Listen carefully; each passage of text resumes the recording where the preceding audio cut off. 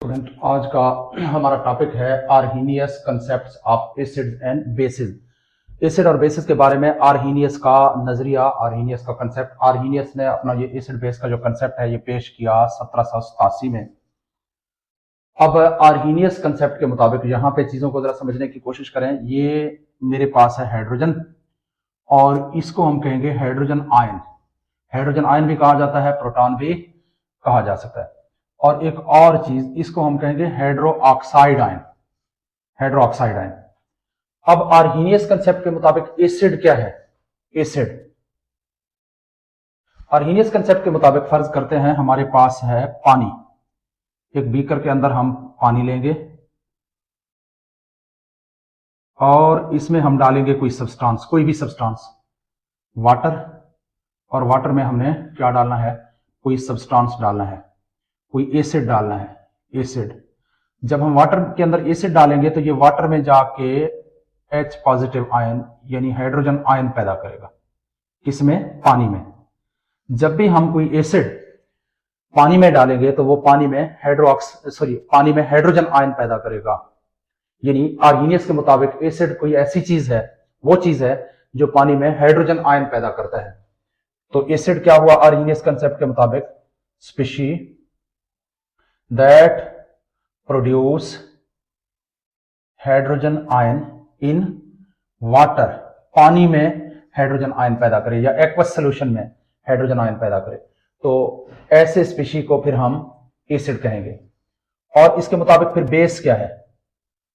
Arrhenius कहता है base वो चीज है जिसे अगर हम पानी में डालेंगे बेस को, तो बेस जो है वो पानी में डालने पर हाइड्रो ऑक्साइड आयन पैदा करेगा। आपके पास ये वाटर है और वाटर के अंदर आपने डाल दिया बेस, तो बेस वाटर में क्या पैदा करेगा? Hydroxide ion, OH ion पैदा करेगा।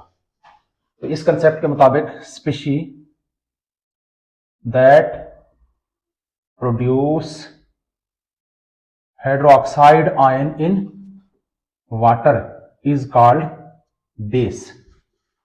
अच्छा जी, ये तो होगी एसिड बेस की डेफिनेशन। अब एग्जांपल्स, एसिड बेस के examples according to Arrhenius concept. अब यहां पे पहले हम लेंगे एसिड्स के एग्जांपल। एसिड्स, वैसे कुछ एसिड जो है हर स्टूडेंट के लिए लाजिम है कि वो याद करें। यहां पे मैं एसिड लिख रहा हूं कुछ important. Sulphuric acid H2SO4, hydrochloric acid HCl, nitric acid HNO3 और एसिटिक एसिड CH3COOH।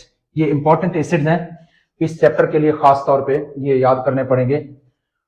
तो इनको ये हर स्टूडेंट के लिए लाजिम है कि ये एसिड याद करे और कुछ बेस जो है वो याद करे। बेस, ये बेस कौन से हैं? NaOH, sodium hydroxide, potassium hydroxide, अच्छा जी, calcium hydroxide CaOH whole twice, और इसके अलावा NH3। ये काफी इंपॉर्टेंट बेसिस है। तो अब हम देखेंगे कि एसिड किस तरह से वाटर के अंदर है हाइड्रोजन आयन देंगे। जैसे हमारे पास है HCl।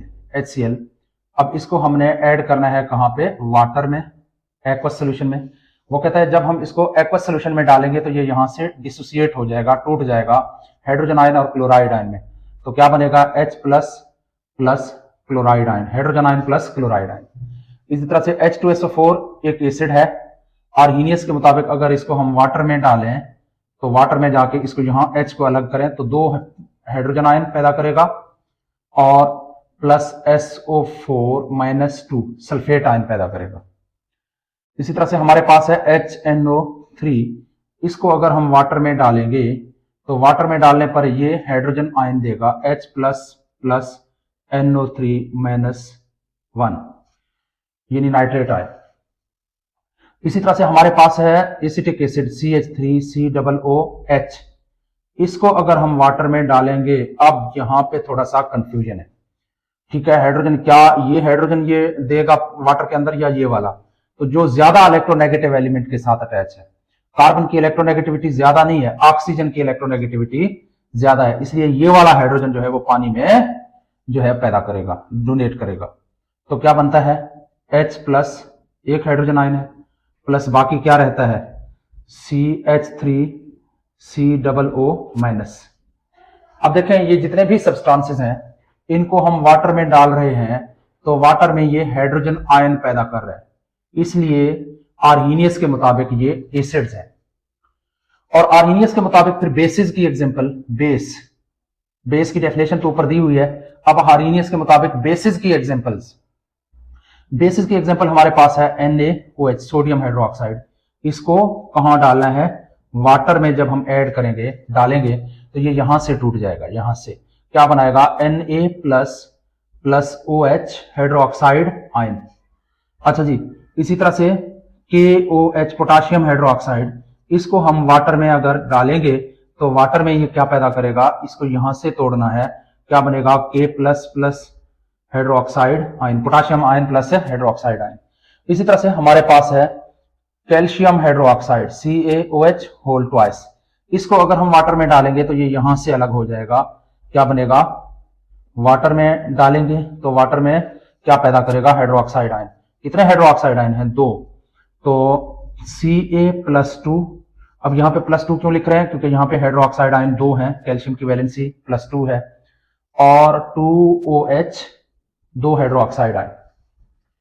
तो इस तरह से ये पानी के अंदर डालने पर हाइड्रोक्साइड आयन पैदा कर रहे हैं, तो आर्हीनियस के मुताबिक ये बेसिस है। उसके बाद अब आर्हीनियस का जनरल आइडिया क्या है? आर्हीनियस का आइडिया यही है कि basis produce hydroxide ion and acids produce hydrogen ion इन कहां पे? वाटर। ये मेन कंसेप्ट है आर्हीनियस का। लेकिन आर्हीनियस के कंसेप्ट के अंदर कुछ लिमिटेशंस आ जाते हैं, कुछ खामियां आ जाती हैं। इसकी खामियां क्या है? इसके हदूद क्या हैं? Limitations of Arrhenius concept. Arrhenius का जो कंसेप्ट है इसमें क्या क्या खामियां हैं? नंबर 1 ये बात करता है कि जिस चीज को हम वाटर में ऐड करें, यानी कि एक्वस मीडियम की बात करता है। एक्वस मीडियम के बगैर इसका नजरिया जो है वो कामयाब नहीं है। सिर्फ एक्वस मीडियम में ही हम किसी चीज को एक्सप्लेन कर सकते हैं, यानी कि उसके ड्राई टेस्ट में उसका पता नहीं चलेगा कि वो एसिड है या बेस है। तो ये लिमिटेड हो गया, महदूद हो गया एक्वस मीडियम तक। It is limited two aqueous medium, ये खामी है। अच्छा जी, इसके अलावा ये ऐसे एसिड को बयान नहीं कर सकता जिनमें प्रोटॉन ना हो। जैसे कार्बन डाइऑक्साइड एक एसिड है लेकिन पानी में हाइड्रोजन आयन नहीं दे सकता, और इसी तरह से सल्फर डाइऑक्साइड। अच्छा जी,